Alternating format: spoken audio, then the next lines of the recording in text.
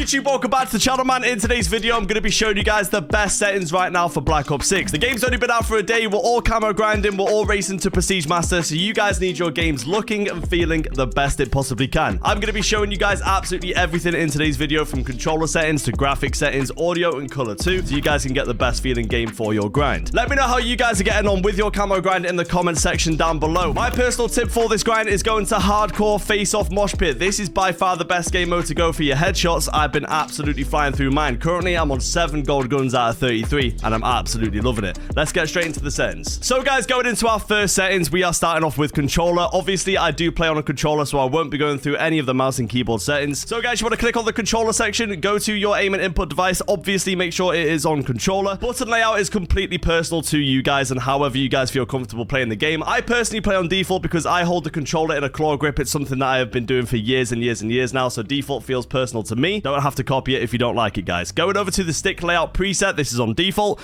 Now, horizontal and vertical sensitivity, one of the first important settings that we're coming to on this list. Guys, just make sure if you want to copy somebody else's settings, you give it a really good go. Make sure that you give it some time because it isn't going to feel right at first. Moving over to the horizontal and vertical stick sensitivity, one of our first important settings on this list. I personally play on 8.8. This is something that I switched to a couple of months back, and I am absolutely loving it. I feel like it's a perfect balance to being fast, being reactive, and being snappy, but also being accurate as well. We are going to be going through the custom sensitivities a little later on in today's video, which is very important as well. Moving over to simplify control preset, this is on off. Low motor strain preset on off. Bumper ping on off. And then the swap LBRB with LTRT. I actually have this on off. I know a lot of people like to shoot with their bumpers and their R1, L1. I personally don't like it. Again, a lot of these settings are personal preference and it's not going to be game changing, but I'll make sure to mention which ones those are. And for me, this is definitely a personal preference. Going over to controller vibration, make sure that this is turned off. And on the show more, that doesn't really matter. You guys can skip that. Dead zone inputs. Now, the second important section on this list. But dead zones, guys, are very specific to your controller, how new it is, what type of controller you're using, and how you like your dead zones and how reactive you like them to be. These are my dead zones. Left stick min on 10, left stick max on 60, right stick min on 5, right stick max on 100, left trigger on 3, and right trigger on 3. Going over to these right trigger dead zones, I actually feel, it might be personal to my controller, but if I put these on 0, it actually doesn't register sometimes when I'm trying to like rapid fire a semi-automatic weapon. It's super weird, so I just have it just above 0. So we're on 3-3. But yeah, these dead zones, guys, these work for me. They might not work for you. Just trial and error, see what works for you, but I'd give them a go, and let me know down below in the comment section if these ones feel good for you too. Moving over to the aiming tab, we go to sensitivity multiplier. Now, if you guys show more on this, I've just got all of these set to 1. I haven't touched these at all. Moving over to look inversion on foot, put this on standard. Aiming advanced settings, this is where the custom sensitivity per zoom comes in. Look inversion, we have all on standard, and these we have on gradual, assist, and also dynamic response curve type. If you guys are wondering why I play on gradual instead of instant, this is something that I changed to back on Warzone 2, and I don't know why. It is just completely smooth. When I'm aiming down sight, my standard sensitivity gradually changes into my aim down sight sensitivity, so it's a smooth transition. That's why I like running gradual rather than instant. And then the aim response curve type I have set to dynamic. This is something everyone has had for the past few years now. Dynamic is definitely better than standard and linear. Aim response curve slope scale I have on 1. Custom sensitivity per zoom, I would turn this on, guys. A lot of people don't actually play with this on, but you can fine tune your custom sensitivity so it feels a lot more personal and a lot more comfortable for you.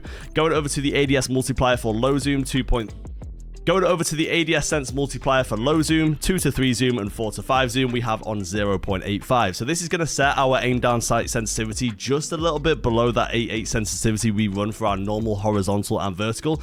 I feel like slowing this down a little bit makes me a lot more accurate. Moving over to the higher zooms, obviously you don't want this too slow because the more you zoom in and the slower your sensitivity, the harder it's going to be to hit people. So we've got all of these set to 1, which I like for sniping. Then backing out of this, target aim assist, obviously have this on. If you don't have this on, you're going to be whiffing your shots. Aim assist is still broken in this game. However, they did just nerf aim assist up to around about 4 meters, which is very interesting. So up to 4 meters now, you get literally no aim assist whatsoever. I am definitely a big fan of this. This is going to increase that skill gap in those very close range engagements, especially on Warzone 2, which I'm a big fan of. Motion sensor behavior, I have set to off. Motion sensor settings, I actually haven't touched all of this. I don't know if this actually makes a difference. You guys can let me know down below in the comment section if you use motion sensing aiming, because I don't. Moving over to movement, we have tactical sprint assist for the sprint assist. This is basically automatic tactical sprint. If you click the little drop down menu here, it says show more, and you've got sprint assist delay. Not a lot of people know about this setting in the game, but make sure that this is set to 0. I think standard, this is all the way up to like 400-500. So that's very important that you guys set this down to 0 to have that very fast and responsive sprint assist. Sprint assist sideways and sprint assist backwards, I would have this turned on, guys, so you don't need to constantly keep clicking that sprint button down when using the Omni movement to go left and backwards. Mantle assist, I have on off, sideways, backwards, crouch, mantle assist angle. These are the settings that I have for that.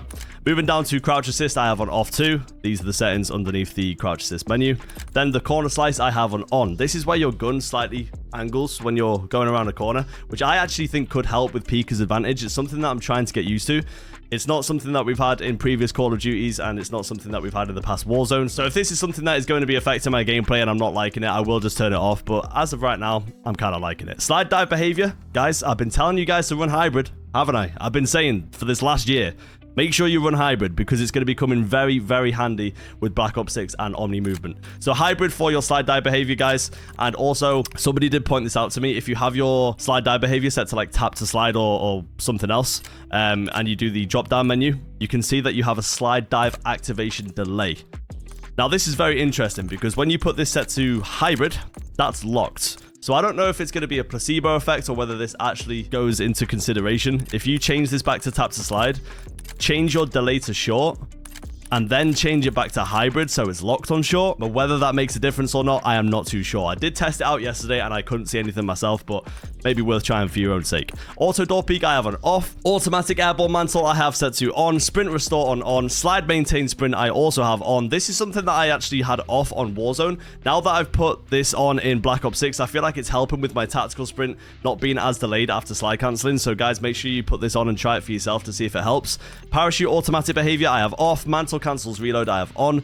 Movement advanced settings, sprint / tactical sprint behavior, I have on toggle. Tactical sprint activation, single tab run, plunging underwater with trigger, and sprinting door bash on, of course, because you want your door plays. Very fun fact in this game, you can actually now shoot doors open, which I think is pretty cool.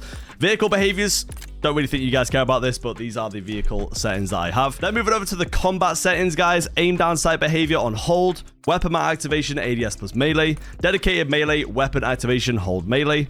Armor plate behavior, this won't matter yet because Warzone isn't out with Black Ops 6, but I have mine on apply all.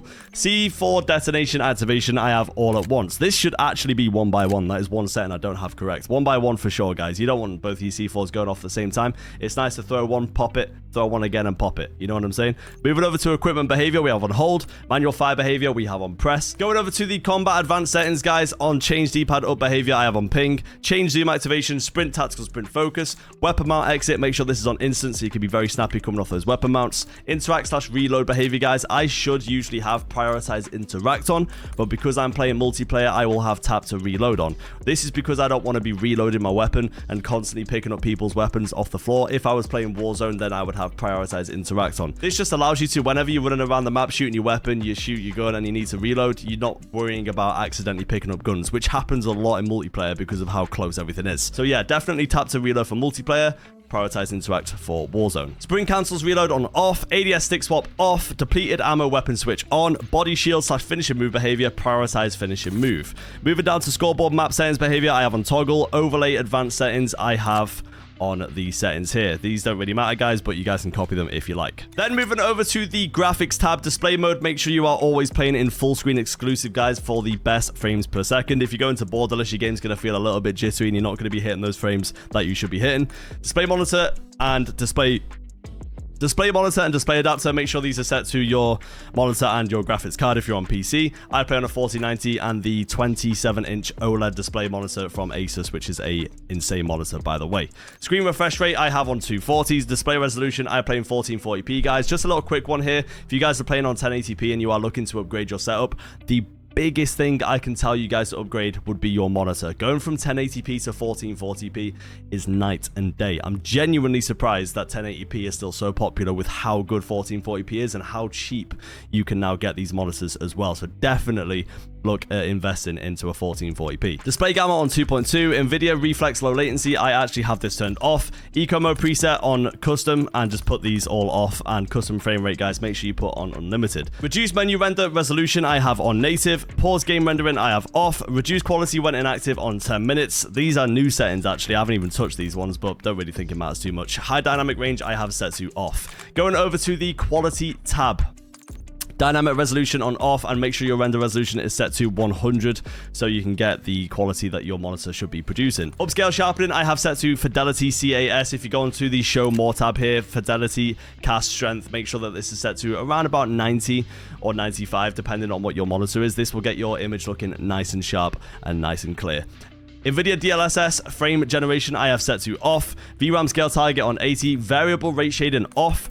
And then all of these settings, guys, I'm just going to make this super quick by saying have them all on off or low, apart from shadow quality, shader quality, detail quality, and texture resolution. I have all of these set to normal / medium. There is not a huge difference at all in frames. With these, I am pretty much getting the same frames as if they were all on low anyway. That might be because of my PC. Personally, I don't think so. I think it's going to be the same for everybody. So when you go into your details and textures, guys, remember, just put everything on low. Texture resolution, shader quality, shadow quality, detail quality as well. Make sure all of these are set to normal, guys. Just try it out for yourself. It makes the game look so much better at the rate of maybe losing 2 to 3 FPS. I'm being serious. It just doesn't make a difference at all, and it makes the game look so much better. So definitely worth trying out for yourself. Moving over to the view tab, motion reduction preset, I have set to off. Field of view, of course, make sure you're playing on 120. Actually, if you're playing multiplayer, you might benefit knocking this down to maybe 105 or 110. I feel like a lot of competitors run that field of view, but for me personally, I just run 120. ADS field of view, I have on affected. This is going to reduce your visual recoil. Weapon field of view, I have set to wide. Third person field of view on 90. Vehicle field of view on default. World motion blur, weapon motion blur, both on off. Make sure your camera movement is set to 50 so your screen isn't shaking everywhere. Third person ADS transition, I have set to third person ADS. Inverted flashbang, this is personal preference, guys. I have mine set to off. I actually prefer it going white instead of black. Sometimes I feel like my game's crashing when I get flashbanged. Then moving down to the audio tab. Now, there is actually a brand new setting here, guys, that I am tempted to try out. Master game volume on 100, speakers, headphones, game sound device. Make sure that this is set to your default device. Speaker output, I have mine set to stereo. Enhanced headphone mode, I have set off. And then the new setting I was talking about, guys, is a new audio setting called Treyarch Mix. Now, I actually was playing with this for around about the first 5 to 6 hours of my stream yesterday, and it actually sounded really nice. Somebody asked me what my audio settings were, so I showed them, and it said Treyarch Mix. I thought it would be headphone bass boost because that's what I used to run. So I've been backing and forth from Treyarch Mix and headphone bass boost, and headphone bass boost for me is usually the best one for footsteps, but this one is sounding pretty good too, so I might just be flicking back and forth to see which one works for me, but you guys can do the same as well if you want. Mono audio, mute game when minimized, mute licensed music, and all this stuff here is set to off, guys. Moving over to the voice chat settings, this is what I have on. It's personal preference. It genuinely doesn't matter. You guys can have this set to whatever you like. Then moving over to the interface, we are going to be talking about how we can improve those colors in game. Moving over to HUD presets. This is actually a brand new setting, which I think is pretty cool. You guys can change and customize your HUD completely, and this could be very good for you streamers out there like myself if you need stuff moving, and you can just get it exactly how you like it. I think it's a pretty cool setting. Moving over to visuals, guys, this is what I have for visuals. I haven't actually changed any of this stuff. This is all set to default. Then moving over to the colors. Now, this is a very important one to get your game looking and feeling nice and vibrant. Color filter, have this set to filter 2. Color filter target on both, and then world color intensity and interface color intensity set to 100/100. This is going to make a huge difference, especially for you console players out there that don't have the ability to put on filters like NVIDIA filters like we do on PC. I actually don't use NVIDIA filters. I think a little bit of monitor saturation in my monitor settings plus these settings right here is absolutely perfect to get your game looking nice and sharp. Then moving over to the rest of the gameplay HUD settings, guys, this is all personal preference to you, but if you want to copy all of my settings, then I'll scroll down through them here. Remember, guys, a lot of these settings will be personal to you. I might like something that you guys might not, and I think the most important settings from this video would be some of my controller settings, my sensitivities, my custom sense per zoom, you know, my dynamic response curve type, stuff like that. That is all very important stuff that if you guys want to try it out, it might definitely improve your gameplay. Then also the audio settings and the graphic settings too, but stuff like gameplay HUD and interface stuff, it's all personal preference, and you guys can have it exactly how you like. Other than that, guys, that's pretty much it for the settings. I'm just going to quickly go through and show you guys where I am up to so far in the camo grind. So, for the SMGs, I have got all 6 of my SMGs gold, which I'm very proud of because there was one SMG that was absolutely horrendous, and I'll tell you which one it is in a minute. So all of these SMGs are gold, and we are going to be going for diamond today on stream. By the time you guys see this video, I would have already got diamond. So let me know down below in the comments if you guys would like to see a video on how I got these SMGs gold, some of the strategies that I did, and how I got them diamond, and also maybe a full gameplay on a core domination mode of me using a diamond SMG with like a meta setup, maybe trying to drop a 100 bomb. Let me know in the comment section if you guys would like to see that.